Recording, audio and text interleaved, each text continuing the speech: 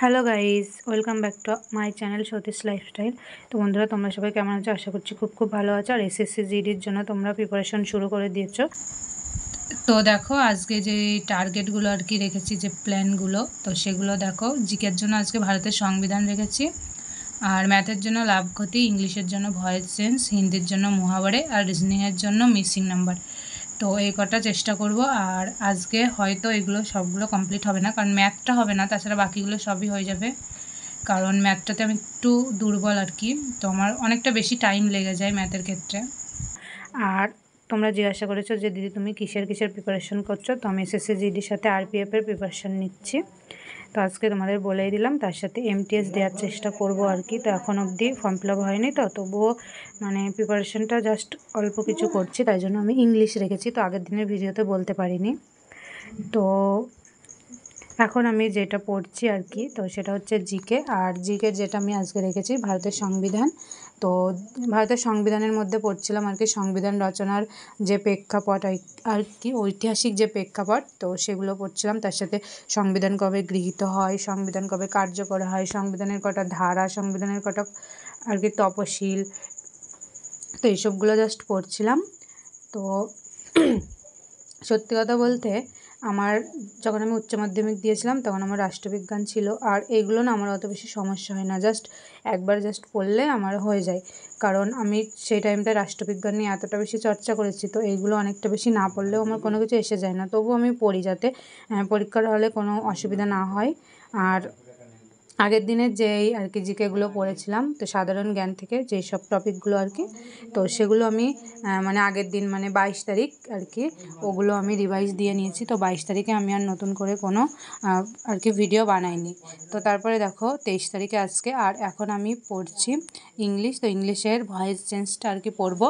তো যখন আমরা 9-10-এ পড়তাম তখন ভয়েস চেঞ্জ দেখলে আর কি সঙ্গে সঙ্গে হয়ে যেত, মানে জাস্ট 1 সেকেন্ড কি 2 সেকেন্ডের মধ্যেই হয়ে যেত।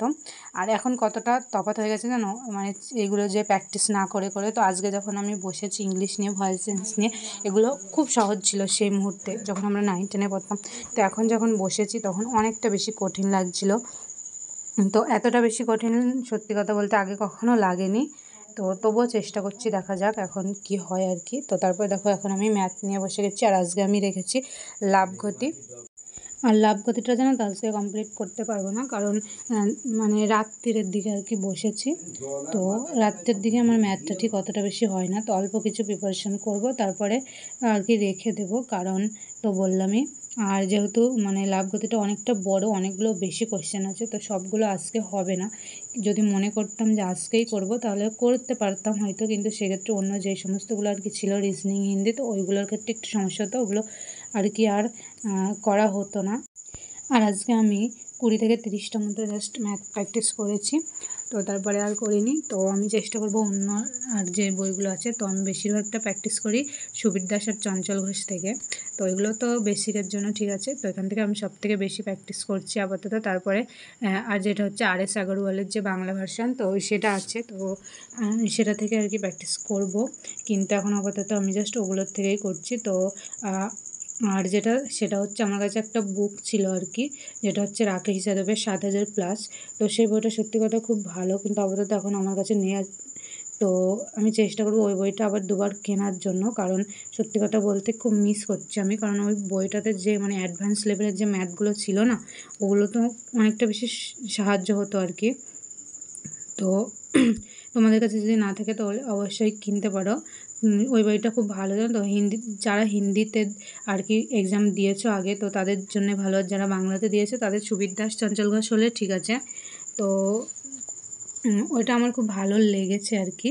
আর তার সাথে ওই বইগুলো আর কি তোমরা নেবে, তো তোমরা ভাবছো যে ওই বইগুলোর সলভ আর কি কোথায় পাবো, তো তোমরা সব ইউটিউবেই পেয়ে যাবে। তোমরা সার্চ করে দেখবে যে যেই চ্যাপ্টারগুলো আর কি, তো সমস্তগুলো তোমরা পেয়ে যাবে ওখান থেকে।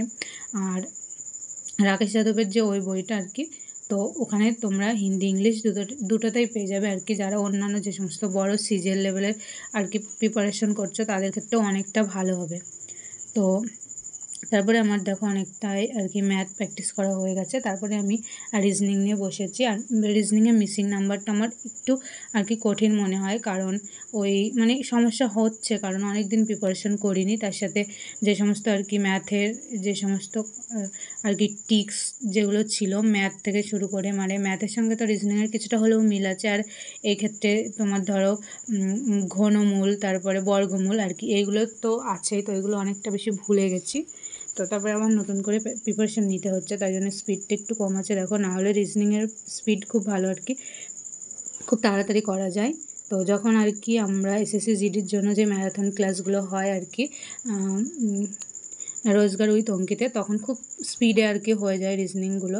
তো এখন আর হচ্ছে না, কারণ এখন মানে অনেক দিন প্রিপারেশন থেকে দূরে আছি। তাই জন্য আর একটা কথা বলবো, ম্যাথ হোক রিজনিং হোক, তোমরা সবথেকে বেশি কী করবে না, বেশি বেশি প্র্যাকটিস করবে। যত বেশি প্র্যাকটিস করবে তত তোমাদের স্পিডটা বাড়বে হাতের আর কি, আর তত স্পিডে করতে পারবে, আর তত তোমাদের টাইম কম লাগবে। তোমরা ধরে রাখো এক একটা ম্যাথ 10 থেকে 12 সেকেন্ডের মধ্যে করে দিতে পারবে, তো তারও কম টাইমের মধ্যেও তোমরা করে দিতে পারবে যদি তোমরা ভালো করে প্রিপারেশন নাও। তারপরে অ্যাট লাস্ট আমি দেখো হিন্দি নিয়ে বসেছি। আর হিন্দিটা যখন আমি করছিলাম তখন অনেকটা রাত হয়ে গেছিলো আর কি। তো তারপরে পড়ছিলাম। আর সত্যি কথা বলতে মহাবরে হোক আর যাই হোক না কেন, হিন্দি পড়তে আমার সত্যি কথা বলতে খুব খুব ভালো লাগে। তো দেখো আমি ইংলিশ রেখেছি, আবার তোমরা বলবে যে ইংলিশ তো করছো তাহলে আবার হিন্দি পড়ার কী আছে। সত্যি কথা বলতে আমার হিন্দি পড়তে খুব ভালো লাগে। আর যেহেতু আমার হিন্দিতে অনেকটা বেশি প্রিপারেশন আছে আগের থেকে, তাই জন্য আমি এসএসসি জিডি যখন দেবো তখন অবশ্যই হিন্দি রাখবো। কিন্তু এমটিএস যদি দিই সেক্ষেত্রে তো হিন্দি রাখলে হবে না, সেক্ষেত্রে ইংলিশে দিতে হবে। তাই জন্যে জাস্ট ইংলিশটা ট্রাই করছি এখন থেকে কিছুটা করে রাখছি, যাতে যখন এমটিএস দেবো মানে তখন প্রিপারেশনের ক্ষেত্রে আর কি একটু কষ্ট কম হয়। তো আজকের ভিডিওটা এই পর্যন্ত। তো ভিডিওটা ভালো লেগে থাকলে অবশ্যই একটা লাইক কমেন্ট শেয়ার করে দিও। আর চ্যানেলে নতুন হয়ে থাকলে চ্যানেলটা সাবস্ক্রাইব করে আমার পাশে থেকো। তোমরা সবাই অনেক অনেক ভালো থেকো, সুস্থ থেকো।